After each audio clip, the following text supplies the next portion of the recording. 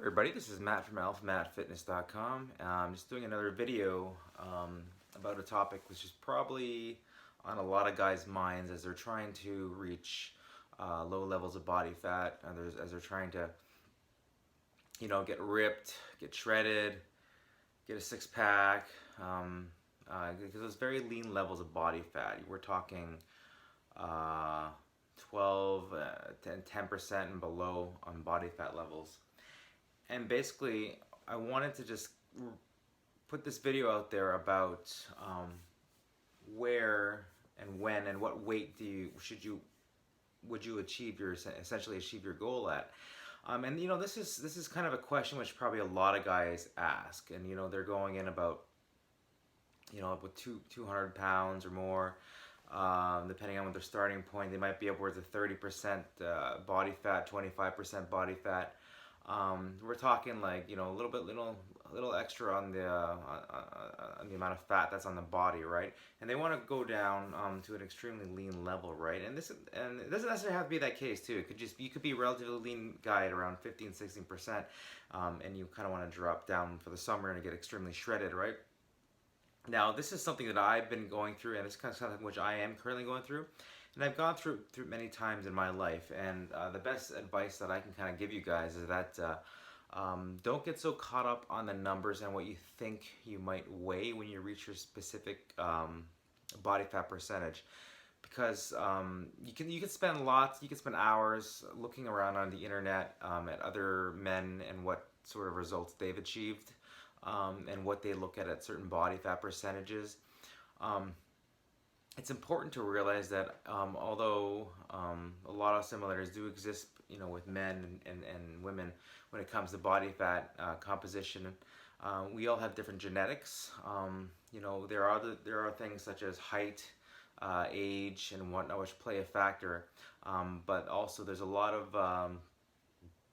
to take in consideration when it comes to looking at someone and seeing how they look and wanting to model, similar levels of physique after them. For example, a guy will look at a fitness model, for example, and he will notice that there'll be a lot of definition up in the chest area, a lot of vascularity on the arms, abdominal muscles showing through, whether it simply be a 4-pack or a 6-pack or even an 8-pack in some cases.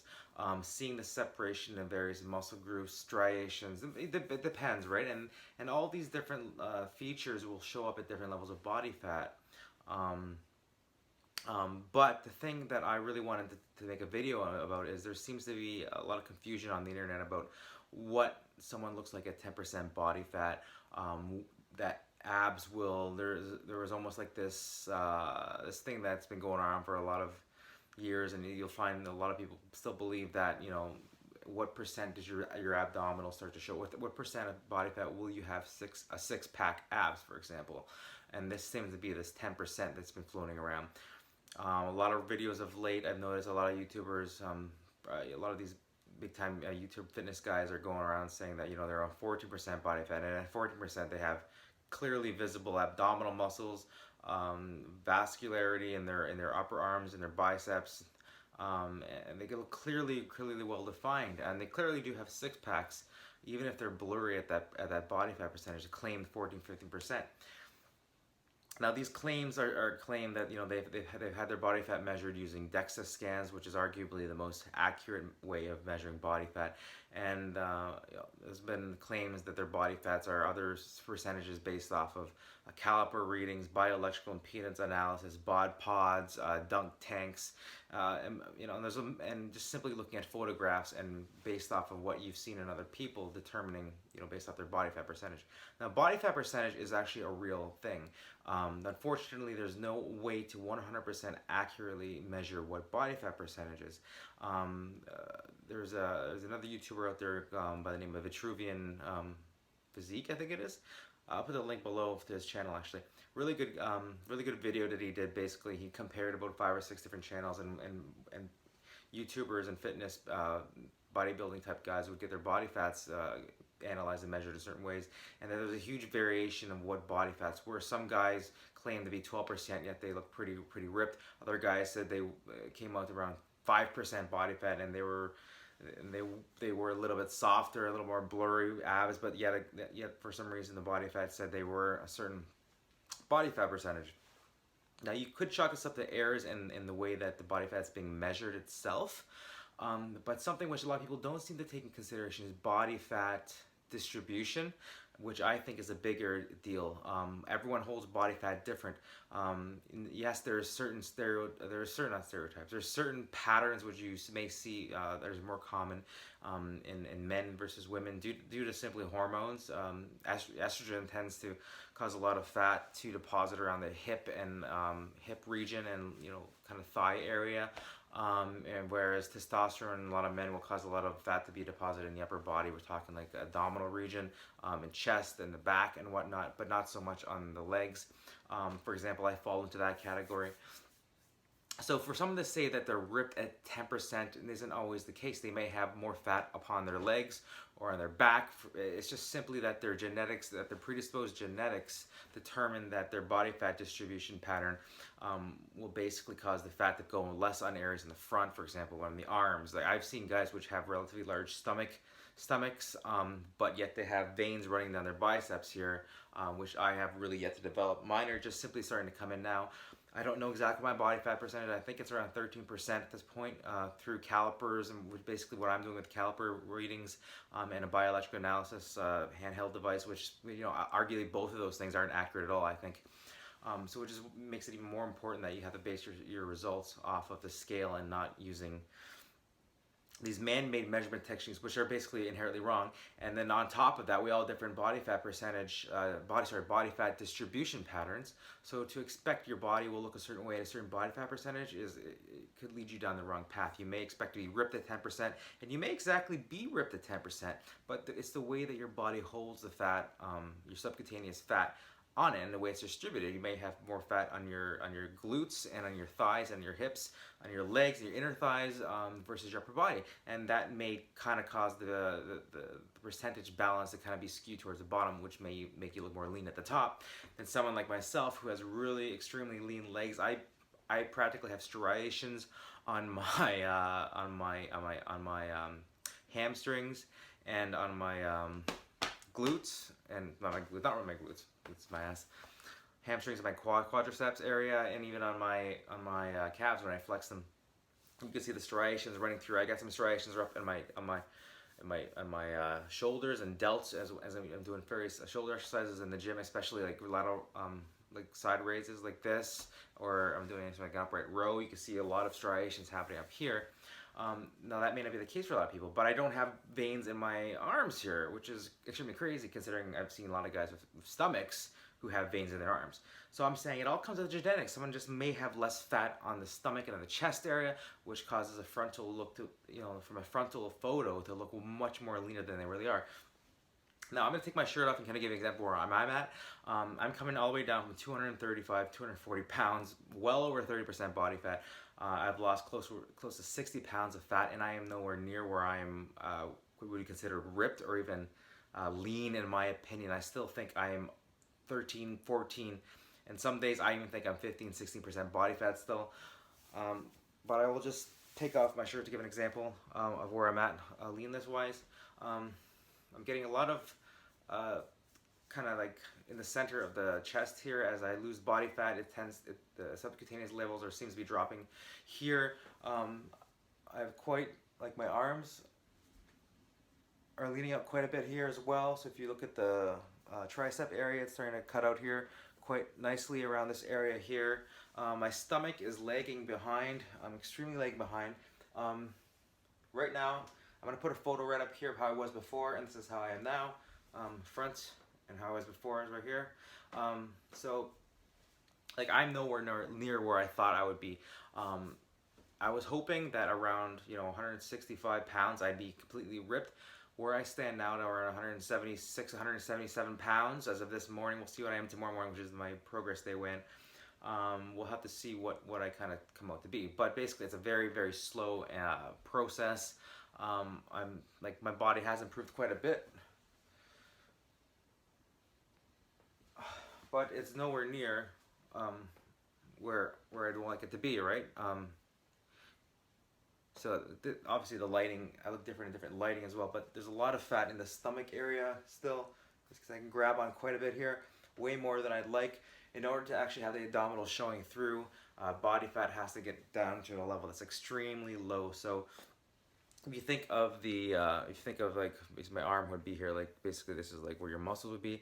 Above the muscle you have all your subcutaneous fat deposits, and above that will be your actual skin. So you have to actually reduce the actual body fat level enough that the subcutaneous layer of fat, roughly around your entire body, and especially the areas which you're kind of if you're kind of focusing on the areas like your chest. If you want to look at your chest and you want your chest more defined, the fat area on that area is going to have to go down as well. And unfortunately, you can't target any area. This has been debunked a gazillion times. I'm not even going to waste my time to go into that. But your body breaks down fat everywhere through through chemical process. So it's basically being broken down into fatty acids. So like the physical fat in the fat cells are actually being broken down by your body through enzymes and however whatever biomechanical processes happen into small little molecules, fatty acids, which are then distributed through your blood. Okay, so let's put it that way. There's veins running everywhere in your whole body. There's arteries, there's capillaries transporting blood through your entire body. By breaking it down to fatty acids, they're redistributed through your whole body to various tissues, like muscle tissue, like your brain tissue, your even skin cells and organs, and then your body, and then those organs and those tissues actually metabolize and oxidize, I guess, would to basically burn or to use that energy, and then that's essentially how the fat goes down, and basically in volume in the fat cells itself. So if you look at the whole body, the fat kind of comes off everywhere at the same time. Blood's flowing through. As blood's flowing through, it's taking off pieces everywhere. Think of it that way. That's why it'll come down evenly here, it'll come evenly here. It'll slim out everywhere. Like the body will actually take the fat from every region of like the fat at the same time, essentially, and then it'll just slowly like shrink in size. So areas which don't have a lot of fat to begin with will start showing more muscularity first. Areas which are thicker, like the stomach area, like I have a shitload there still. Areas like this will take longer to actually see the muscle underneath because you have chipping away at more. But the way the fat is broken down and distributed through the body and reused, it's unfortunate, but everything kind of comes up at the same time. It's like a swimming pool with a deep end and a shallow end. Pretend that the bottom of the pool is the surface of your muscle tissue, and like as opposed to just a flat floor of that pool, it's actually like ridges and everything, and those ridges would be separation in the muscle limit, right? What area do you think you'll see? Which area will be exposed to the air first? So obviously the shallow area, right? So if the pool's like this, the water's going down, the shallow area will expose itself first. So the shallow area on me, for example, would be my legs, right? My legs show much more definition. If my stomach had the same level of definition as my legs at this point, I would be absolutely ripped. I tell you right now, I would have complete six-pack abs. Everything would be shown here. Everything, the veins up in my chest, everywhere. Like it would be pretty good, right? Versus the way it is right now, right? So I'm saying, guys, stick in there. Like I am down. Like I'm not even that like nothing that special at all. Like really, like there's nothing special here at all. Like going on about my body. So I'm just saying, if you want to get ripped, if you want to get lean, which will actually make you look more muscular, more bigger as you actually lose weight, you got to keep going with it. Don't get obsessed with 10%, 11%. Who gives a fuck? Let's be honest. It doesn't matter what the fuck the body percentage. I don't care if Joe Blow over there looks ripped as the most ripped bodybuilder you've ever seen, and he claims he's 11%. You could say that he don't. No, Joe, you're full of shit. You're bullshit. You can't have. There's no way. You're 7%. You're 6%. You're 5%. You know what? It doesn't matter. Even if he is that body percentage, he looks a certain way because the way his body distributes the fat. And that is simply the fact which I'm trying to get across in this video. So, I hope I didn't make you guys feel too uncomfortable or weird. I mean, I'm kind of putting myself out there. But I'm chipping away at it. 176 pounds this morning.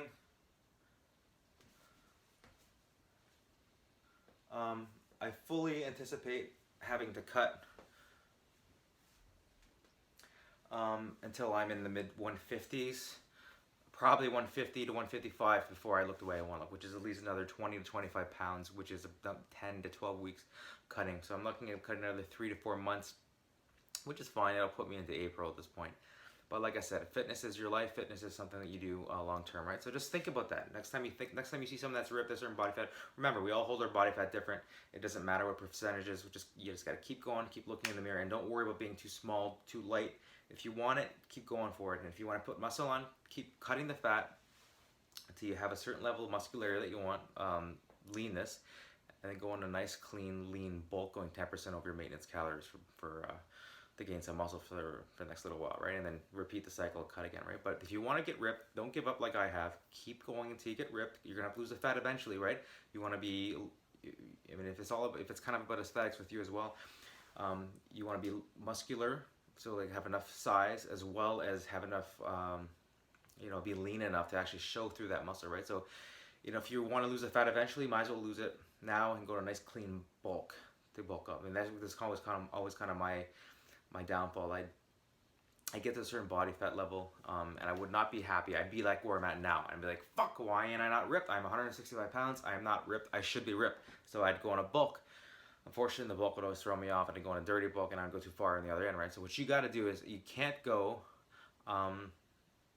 into this expecting quick results, and you got to go into this thinking that, you know what, you got to lose fat. You're already in the cutting. Might as well finish it off. Do the extra 12, 15 weeks, 16 weeks, whatever. I don't care if it's 6 months. Get ripped. And once you're ripped, do a small, lean bulk. Unless you're in a hurry for your bodybuilding competition, there's no need to jump on the bulks. You want that leanness anyways, right? Either you're gonna get lean now, or you're gonna have to cut the fat later. At some point, you're gonna have to cut the fat, right? The fat's not gonna go without a caloric deficit. So I say do it now. And once you got down to that level of leanness you want, pack on the muscle by doing a nice clean bulk, 10% of your maintenance calories.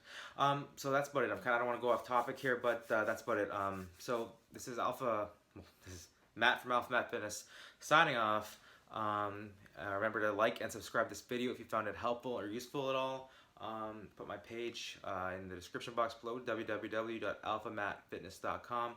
I'm writing a daily blog there, and I got all my measurements, all my stats for the past 30 weeks of this cut on there, and I'm excited that you guys are watching this video to be on my journey with me. So anyways, stay focused, stay fit, and remember to stay true to your goals.